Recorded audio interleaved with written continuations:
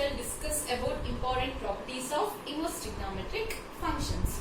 So here I should mention that these properties is nothing but some results are valid within a principal value branches, is nothing but range, okay, and some results are not valid of within the domain, is nothing but all the values of a domain. We'll start with the first property. So in that first one I'll take sine inverse of 1 by x. We can write it as cosecant inverse of x. This is a valid when x is greater than or equal to -1 or x is less than or equal to +1. Okay, is it clear? So now, how can we prove this? We can take this RHS is nothing but cosecant inverse x. Cosecant inverse x. I'll take it as some other variable y. Next, what I'll do, I'll just keep it this x here only, and I'll take inverse of this function this side. So inverse will be a function. It is. We can write that as cosecant y. Clear? Now I'll take a reciprocal on both sides. Reciprocal is nothing but 1 divided by of that function. So 1 by x, which is equal to 1 divided by cosecant y. Now 1 divided by x, and this is equal to, as we know the ratios, these ratios of inverse trigonometric function. So it's nothing but we can write this as sine y. 1 by cosecant is a sine, or 1 by sine is a cosecant. Now what I'll do, I'll just keep it this y here only, and I'll take this sine function this side. So if I take sine this side, it will be a inverse. Hence I can write this is sine inverse of 1 by x, which is equal to remaining is a y here. So initially I took this y is nothing but cosecant inverse x. So the last step in this is sine inverse of 1 by x, which is equal to, I took this y is nothing but cosecant inverse, therefore this is cosecant inverse x, and hence the proof. So we can write sine inverse 1 by x as a cosecant inverse x. This is the first property in a first one. Okay. So second one in this is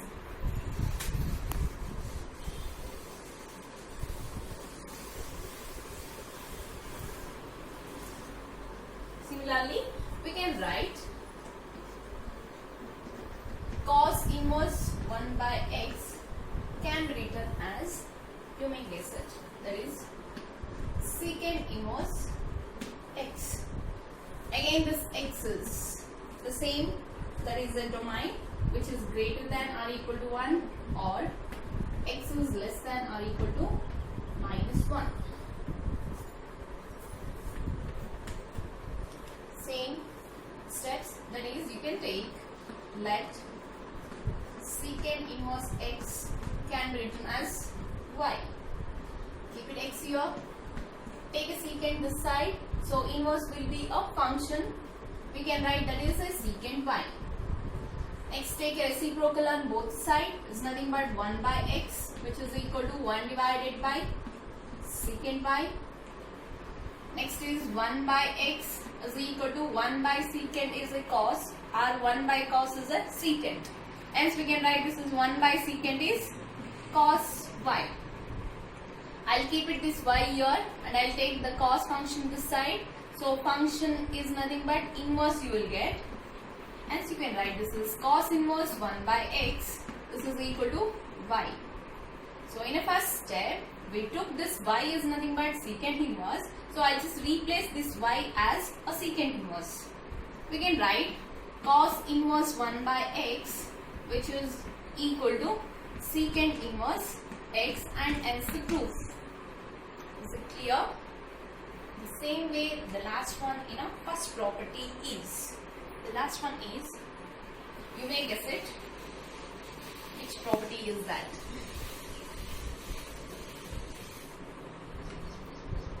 obviously out of a 6 inverse trigonometric function.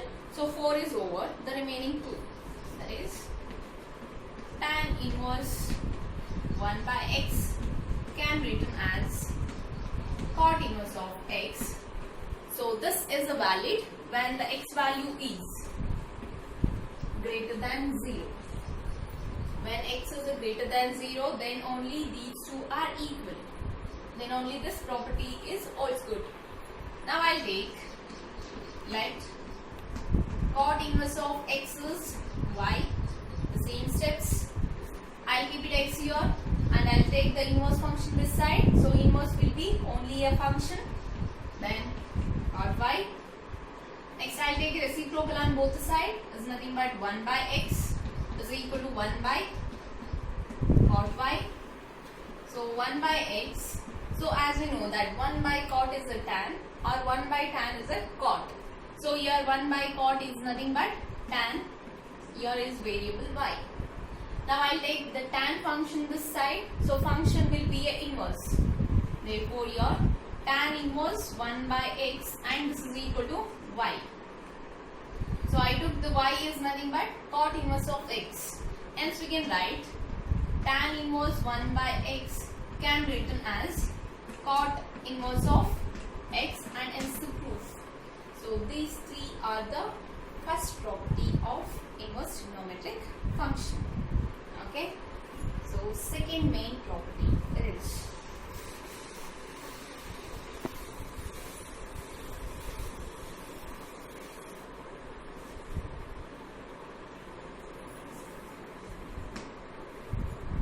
first one is sine inverse of minus x can be written as minus sine inverse of x. This property is holds good when the x is belongs to the closed interval minus 1 comma plus 1. You can consider this is nothing but the domain of the sine inverse function. Is it clear? So now for this, I'll take it. This function is a y variable. So in a previous property, I just took the RHS is a y. So in this property, I just take this LHS is another variable y, and this is a simple one. Sine inverse of minus x, I'll take it as a y. Next, I'll keep it this minus x here only, and I'll take the inverse function this side. So inverse will be only a function. It's nothing but sine y. Here.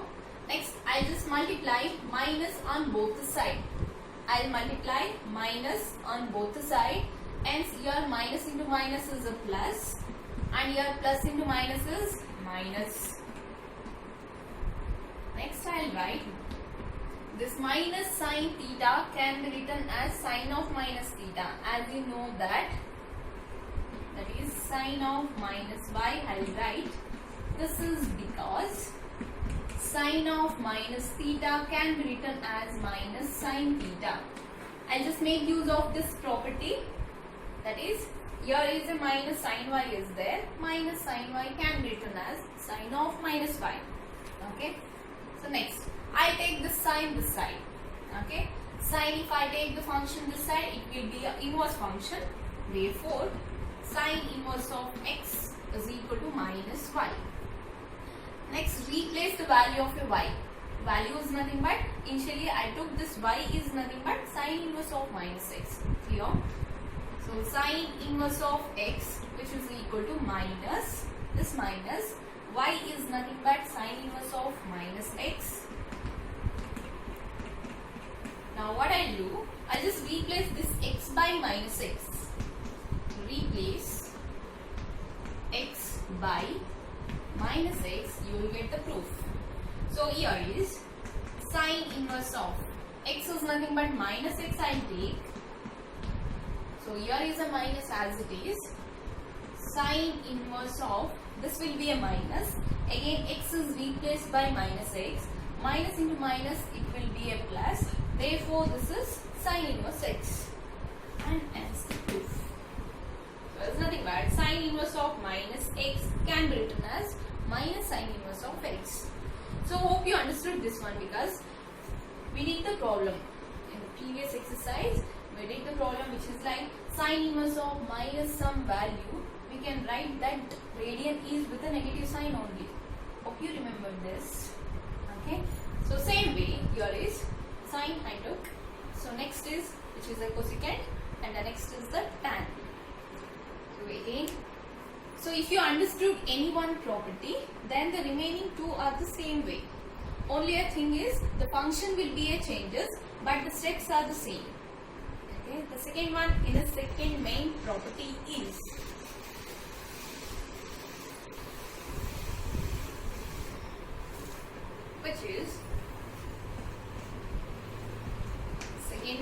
second property is tan inverse of minus x. We can write this as minus tan inverse of x. This is also good when the value of x belongs to real number, that is r, which is the domain of the tan inverse of a function. Hope you remember this.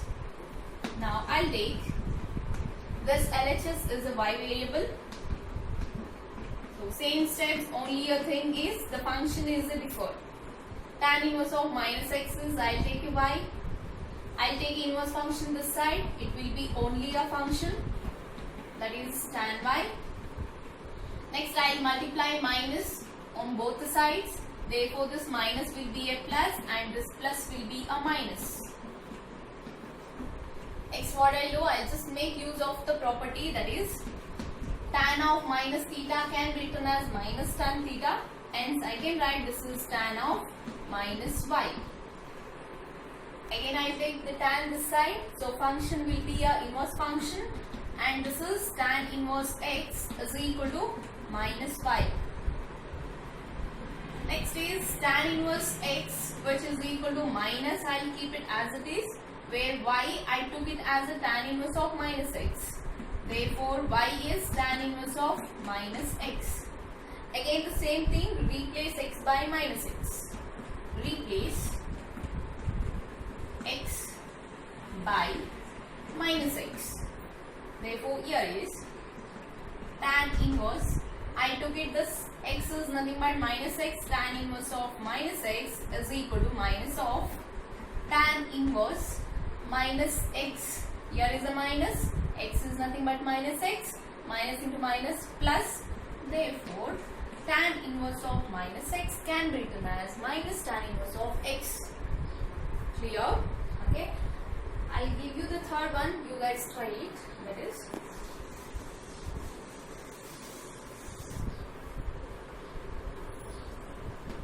third one,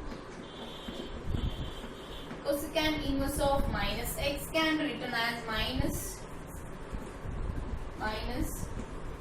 cosecant inverse x. This is when the modulus of x which is greater than or equal to plus 1.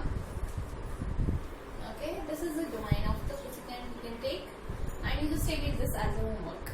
Again the same step, only thing is in the place of a tan you just take it as a cosecant. You will get this proof. Clear? Okay. I'll just go with the third main property in this.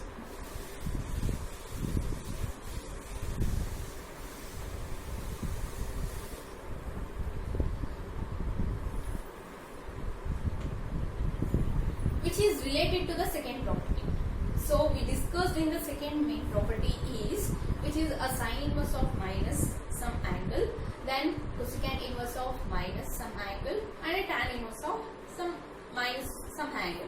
So that can be written as a negative of the same function. But here is the remaining three functions, which are first one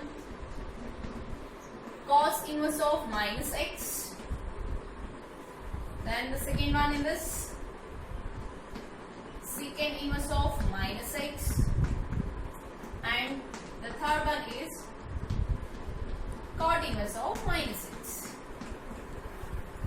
So as we use while solving the problem, if the cos, secant and a cot, it is with a negative of a some angle, so is nothing but some value, we can write that as a 180 minus angle. Hence we can write this as 180 is a pi minus of the radian of a cos, so it's nothing but cos inverse of x.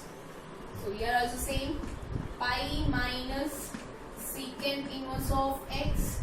Here also pi minus cot inverse of x. This is when it is a valid. These properties are valid when x is belongs to the range, not the range, domain is x is belongs to the a domain of a cos inverse is nothing but closed interval minus 1 and a plus 1, and this secant is, yes, anyone? So secant is nothing but which is belongs to modulus greater than or equal to 1, and a cot which belongs to real numbers. Okay, so you should remember these values of a x, because sometimes they'll ask you in a 1 mark question, they'll mention this property, then what is the value of x, they'll ask for a 1 mark. So this property is a valid when x belongs to the domain of this function. Okay, so 1 mark they'll ask. So you should remember these domains and the range also. So now I just prove one. You just do it the remaining the same way. So for the first one, proof of first, we can take, that is the LHS, cos inverse of minus x. I'll take it as a y. Next, I'll keep it this minus x here, and I'll take the cos inverse this side. So inverse will be a function, therefore cos y. I'll multiply minus on both the sides, so minus will be a plus minus cos y. In a previous property, we just make use of a one important result of a trigonometry function, that is sine of minus theta can be written as minus sine theta. But here we can't write it like that, because cos of minus theta can be written as a positive cos theta. But I need a negative cos theta. In that case, we can write this as, so this cos is a negative in a second quadrant, therefore cos of 180 minus y we can write. So in the second quadrant, this cos is a negative, that is 180 minus theta. So here is, I take this cos this side, so function will be a inverse. So cos inverse of x, which is equal to pi minus y. Okay, next, cos inverse of x is equal to pi minus, I took y is nothing but cos inverse of minus x.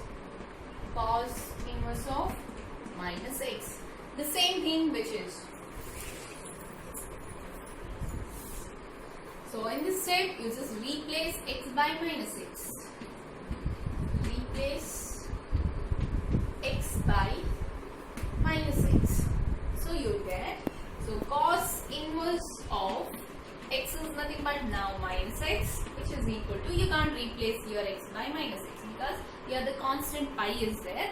Just write the constant as it is, minus cos inverse of minus x will be a plus x. Hence I can write here cos inverse of plus x, and hence the result. Hope this is clear. For a 2 mark they may ask this. Okay. So third property and the next fourth property are important for a 2 mark question. Okay. Hope you remember.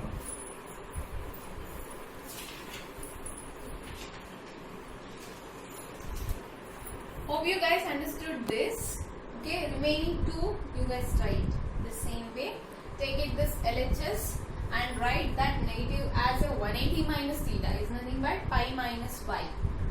Okay, I'll go with the fourth one and important for it 2 mark.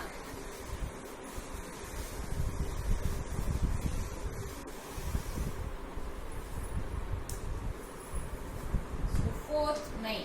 In that first one, it is the inverse trigonometry function properties. So here is sine inverse x plus cos inverse x, and this is equal to pi by 2.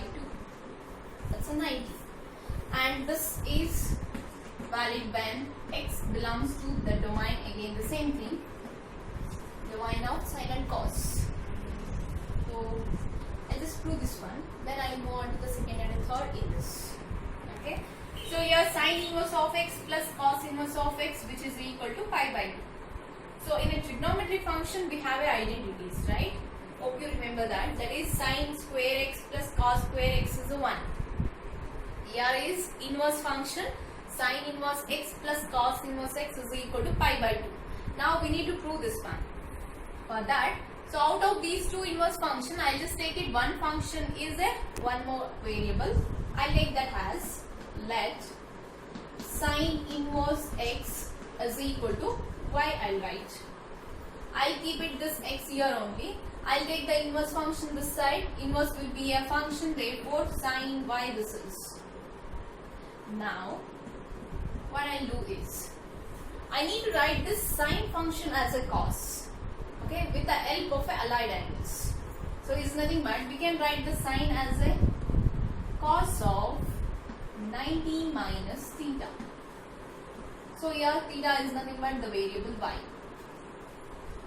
Cos 90 minus theta can be written as a sine theta. Okay. So hence I'll just make use of this property. So trigonometry function property. So hence we can write the sine y as a cos of 90 minus y. Now I take this cos this side. So function will be an inverse function. Therefore cos inverse of x is equal to pi by 2 minus y. Now cos inverse x is equal to pi by 2 minus, I took this y is nothing but sine inverse x, that is sine inverse x. So now these two are two different functions and two different terms. I'll take this minus sine inverse this side, so minus will be a plus, therefore sine inverse x, and this is a plus cos inverse x, and here the remaining is pi by 2, and hence proof. Okay, hope you understood this, and we may ask this for a 2 mark. Okay, fourth main in that a second property, that is tan inverse x plus cot inverse of x is equal to pi by 2. You should remember these properties, guys. Okay, we are going to make use of these properties in an integration. Okay, so now I'll just take out of these two functions, tan inverse and a cot inverse. I'll take tan inverse as a y variable. Let tan inverse x is equal to y. I'll keep it x here. Take a inverse function this side. Inverse will be only a function. Therefore, tan y. So now, I'll write this tan in terms of a cot. Because I need in a proof that is a cot. Therefore, we can write this tan as a cot of 90 minus theta. Is nothing but pi by 2 minus your function with a variable is a y. Now I take this cot this side. It is a cot inverse of x is equal to pi by 2 minus y. Now cot inverse of x, which is equal to pi by 2, y can be written as, because in a first step I took the y is nothing but tan inverse x. Therefore tan inverse x. I'll take this minus tan inverse this side. It will be a plus tan inverse. Hence I can write tan inverse x plus cot inverse x, which is equal to pi by 2, and hence the proof. Okay. So in a fourth main property, I'll do it the last one. There is the third.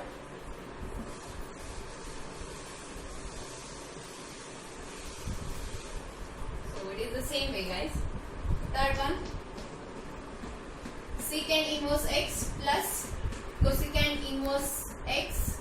Again this value is pi by 2, where the value of this property. This property is a holds good when the mod of x, which is greater than or equal to 1. Now the same thing, let secant inverse of x is equal to y. Keep it x. Take a inverse this side. Inverse will be a function, that is secant y. Next, x is equal to, I'll just write the secant in terms of a cosecant. Therefore, cosecant of 90 minus theta, that is pi by 2 minus y.